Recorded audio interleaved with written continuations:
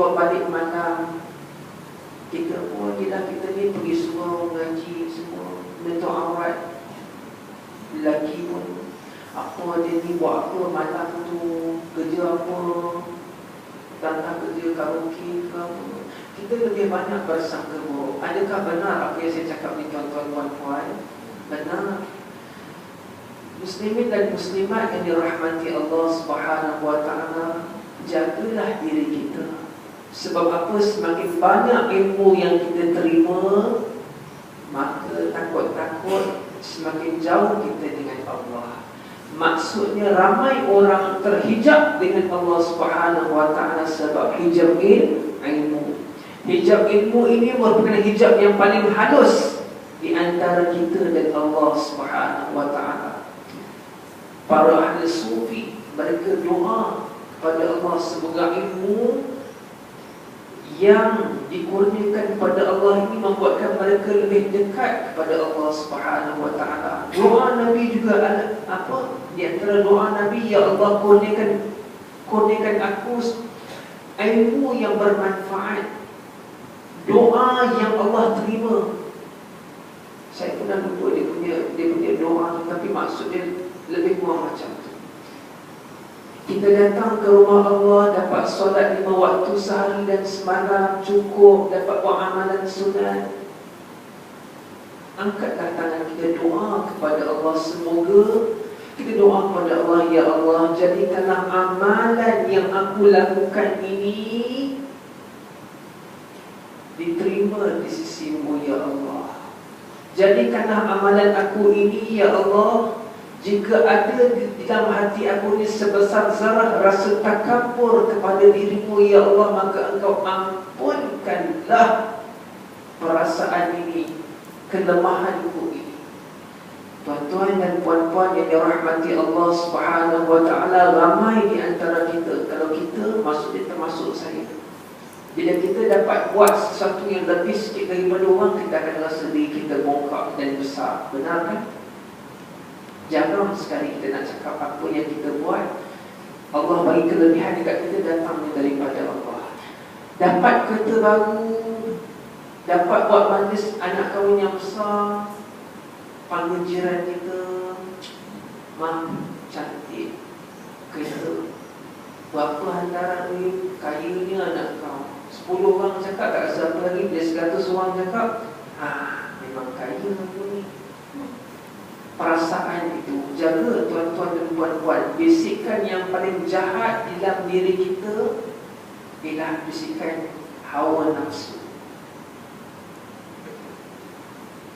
Tuan-tuan dan puan-puan yang dirahmati Allah, malaikat tugas dia mencatat amalan yang kita lakukan.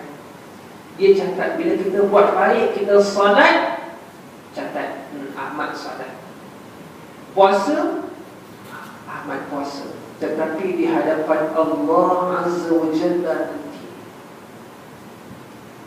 amalan yang tidak ikhlas ini, setiap amalan kita akan diangkat oleh Allah Subhanahu wa ta'ala untuk sampai langit pertama, kedua, ketiga, keempat, kelima, keenam, ketujuh, sampai ke Sidratul Muntaha, sampai ke Arash, sampai ke suatu tempat yang hanya Allah Subhanahu wa ta'ala sahaja yang mengetahui di mananya. Sampai di hadapan Allah, ada di antara semua makhluk yang banyak beramal, tetapi amalan mereka ini tak sampai langit pertama. Allah campak, amalan ini bukan untuk aku, tetapi untuk tunjuk kepada orang yang dia ini lebih baik daripada aku.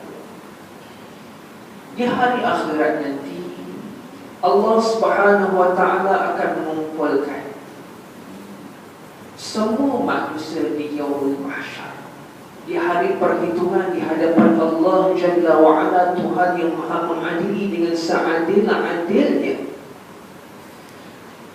Maka dalam banyak-banyak tu, Allah Subhanahu wa ta'ala akan panggil 3 golongan. Yang pertama ialah Qari.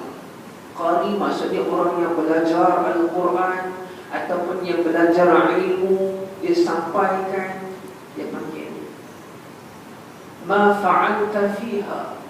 Wahai sang Qari, apakah yang engkau lakukan ketika engkau berada di dunia ketika hidup? Maka Qari ini berkatakan, Ya Rabb, wahai Allah, sesungguhnya ketika aku berada di atas muka bumi, ketika aku masih hidup di atas dunia ini, Ya Allah, aku telah belajar Al-Quran, untuk aku belajar tentang agama Engkau, dan aku sebarkan kepada orang lain semata-mata untuk aku menuntut keredaan serta keagungan-Mu, Ya Allah, untuk aku masuk dalam syurga.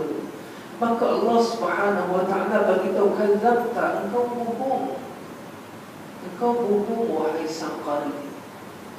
Engkau belajar ilmu pengetahuan, lalu engkau mengajarkannya kepada orang lain, bukan untuk menuntut keampunan serta keredaan aku, tetapi engkau mahu digelar sebagai orang yang alim, orang yang pakar, orang yang tahu.